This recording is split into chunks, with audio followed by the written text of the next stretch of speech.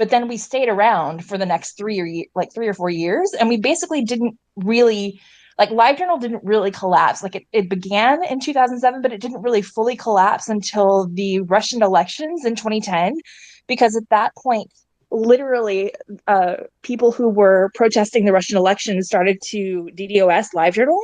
So for long periods of time, we just had no way to use the site. And because we were physically forced off the site for long periods of time, everybody went to Tumblr. That is the only reason that we left LiveJournal. We we didn't leave it until we were basically literally pushed off the site. And I have a feeling that is what will happen with Twitter. I mean, is it possible that I mean, hearing you describe that and thinking about the lineage of LiveJournal to Tumblr and beyond, I mean, it's like everybody's kind of looking for this space to exist in and communicate in and share stuff in. And is it possible that the entire foundational concept of we should all be in a place together sharing things is maybe, and again, I'm not saying this is, I believe this, I'm just thinking about it. Is it possible the foundational concept is maybe flawed? Like it's unsupportable in some way?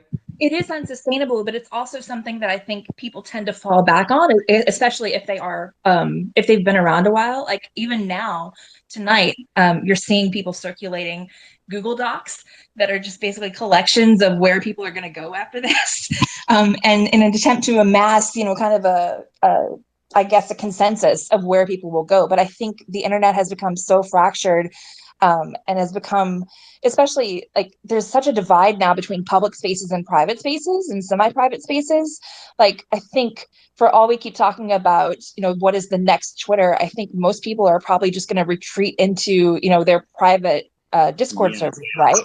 I think that's most likely because where else are you going to write stuff? I mean, you can write on a video or an Instagram story, but it's not the same as what we're doing on Twitter. I think Hello, Discord. Mastodon. Have you heard of Mastodon, Ryan?